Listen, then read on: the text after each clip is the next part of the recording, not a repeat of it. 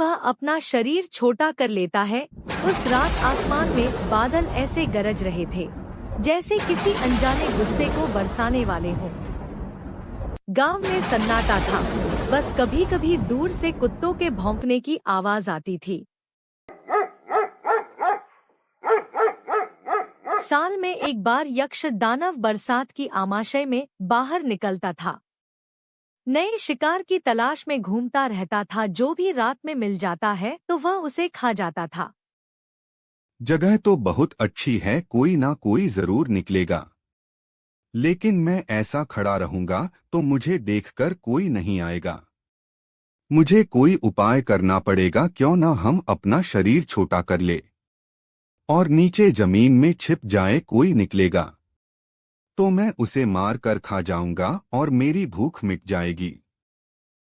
तभी वह अपना शरीर छोटा कर लेता है। इसी दिन मोहन को थोड़ा काम रह जाने के कारण लेट हो जाता है और रात हो जाती है।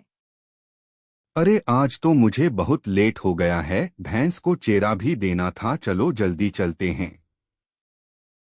तभी वह अपने घर की ओर चल देता है और वह मन ही मन सोच रहा था, आज मेरे भैंस को कोई चेरा भी नहीं दिया होगा।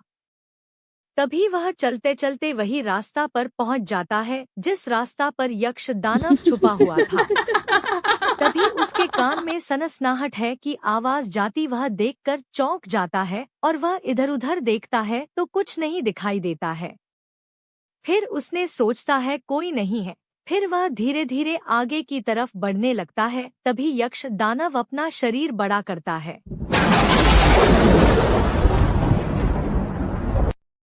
तुम भाग कर कहाँ जाओगे, आज तो मैं तुम्हें खाकर ही रहूंगा।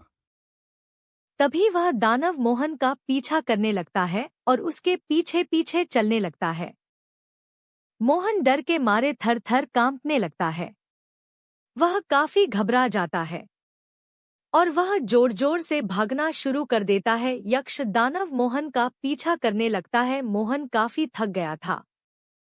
यक्ष दानव काफी बड़ा और विशाल था। मोहन का दम टूटता जा रहा था। तभी यक्ष दानव सामने आकर खड़ा हो जाता है और मोहन को घेर लेता है। अब तुम बचकर कहाँ जाओगे? इतनी देर तो तुम बहुत भाग रहे थे। आज मेरा भोजन हो जाएगा, मैं काफी दिनों से भूखा था, आधा मांस मैं अपने पत्नी को भी खिलाऊंगा।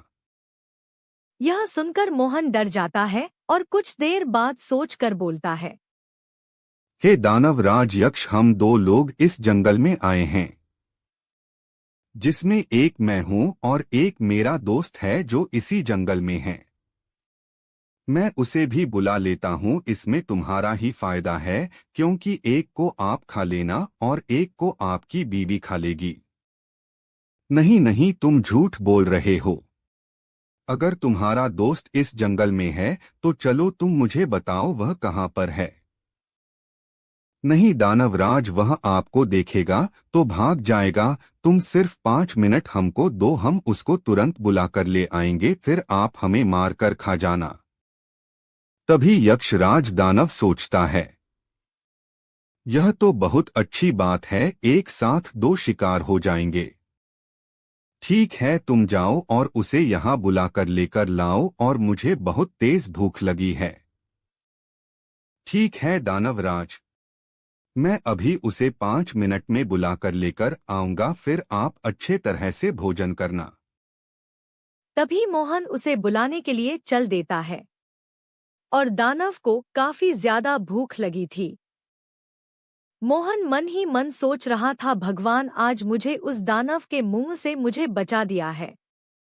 मुझे यहाँ से जल्दी निकलना होगा, पकड़ा गए तो दानव मुझे खा जाएगा। मुझे कोई उपाय करना पड़ेगा, मेरे पास ज्यादा टाइम भी नहीं है।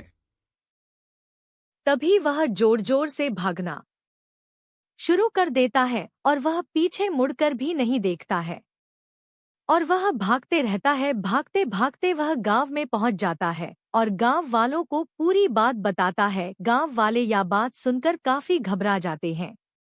अरे बेटा, तुम तो मौत के मुंह से लौट कर आए हो, वह दानव किसी को भी नहीं छोड़ा है, पता नहीं तुम कैसे बच गए हो। बेटा तुम भगवान का पूजा पाठ करो। तभी मोहन पंडित को बुलाकर खूब पूजा पाठ कराता है और गांव के सभी बुजुर्ग को खाना खिलाता है। इधर दानव भूख के मारे छटपटा रहा था और मोहन का इंतजार कर रहा था। मनुष्य कहाँ रह गया, कितनी देर हो गई है नहीं आया। कहीं मुझको धोखा तो नहीं दे गया, मुझको बहुत तेज भूख लगी है। उसके चक्कर में दूसरा भी शिकार नहीं हुआ। तेज भूख लगने के कारण उसको चक्कर आ जाता है और वह जमीन पर गिर जाता है और उसकी मृत्यु हो जाती।